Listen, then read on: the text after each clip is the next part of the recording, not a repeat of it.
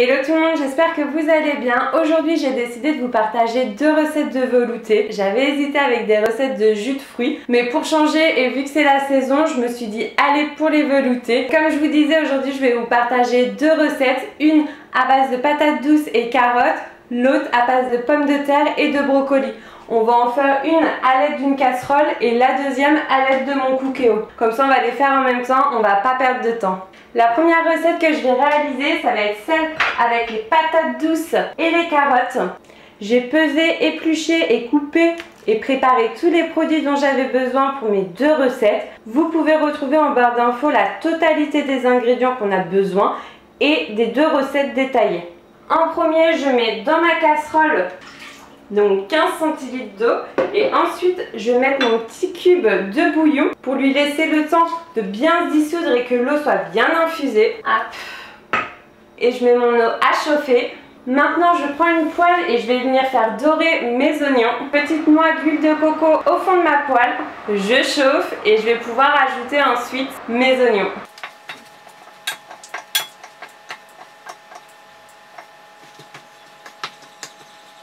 Je vais ranger ma machine à pain.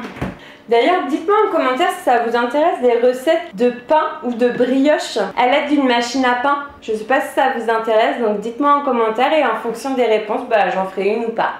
Et donc là, on l'avait sorti parce qu'on a fait un pain aux céréales. Donc alors, ça dit quoi ? Ça chauffe gentiment. Ok, donc en attendant, je vais passer à ma deuxième recette. J'espère que le fait de le faire un peu en même temps, ça va pas trop chambouler. Donc, j'ai mon cookéo juste ici. Ça va être carrément plus simple que la première recette, enfin celle qu'on fait avec la casserole, vous allez voir. Dedans, je mets mon eau. Je mets mon petit cube de cubord. Mes pommes de terre. Mes brocolis. Je mets une pincée de gros sel, je remue un peu ici, hop, je ferme et je lance la cuisson sous pression pendant 10 minutes. Hop, voilà. Ça dit quoi ça? Mon petit cube de bouillon de légumes est totalement dissous. Je vais pouvoir rajouter le lait de coco directement dans la casserole. Je mélange. J'attends que les laits prennent un petit peu en température avant d'ajouter mes légumes. Les oignons sont dorés. Dans ma casserole, je rajoute une cuillère à café de curry.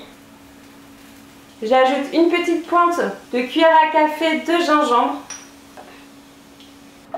Je mélange.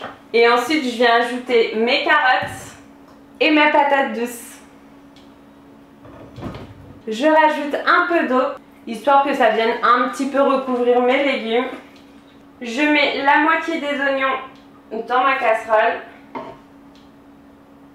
Et l'autre moitié, ça sera pour le velouté au brocoli. Je viens recouvrir ma casserole. Donc je ne sais pas exactement le temps que ça va prendre pour cuire tous les légumes. Je vais au fur et à mesure planter un couteau pour voir si les légumes sont fondants ou pas. Je pense que ça va prendre entre 20 et 30 minutes. Donc voilà, je vais patienter. De temps en temps, je vais un peu remuer, regarder si les légumes sont cuits. Là, il reste 20 secondes pour mon cookéo. C'est prêt! Donc là, mon cookéo évacue toute la vapeur qu'il s'est accumulée dedans. Hop. Je vais sortir mon blender. Hop. Je me munis d'une louche. Je vais pouvoir ouvrir. Je vérifie quand même si mes pommes de terre sont bien cuites. Oui, elles sont bien cuites. Maintenant, je vais transvaser ce qu'il y a dans mon cookéo dans mon blender.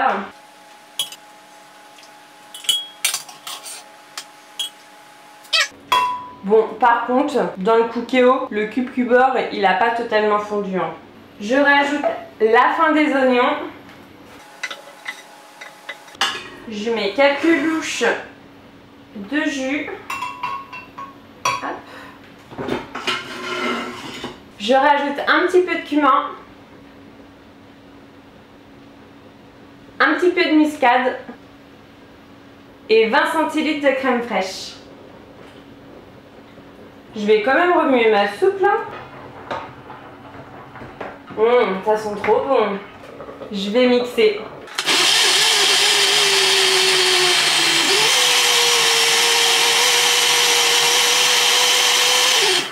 Je laisse poser quelques secondes.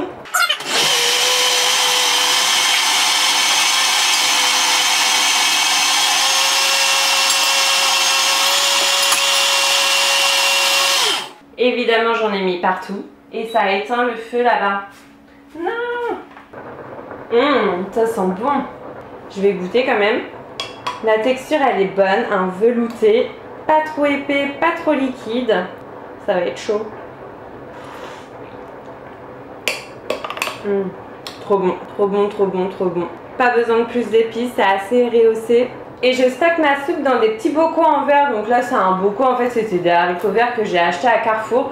Je ne les jette pas, je les récupère et comme ça, je mets mes veloutés, mes soupes dedans et je peux les conserver au frigo pendant quelques jours. Ça, ce sera pour ce soir. Je vais regarder si les patates douces et les carottes sont cuites. Pas tout à fait, encore un petit peu. Mais bientôt, je sais pas ça fait combien de temps que ça cuit d'ailleurs. Catastrophe. J'ai rincé mon blender, je pense que mes carottes et mes patates douces sont cuites et je vais pouvoir mixer le tout.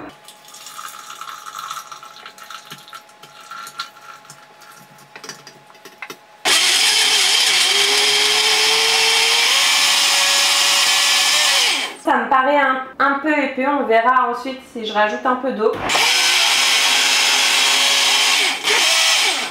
Je vais rajouter un peu d'eau.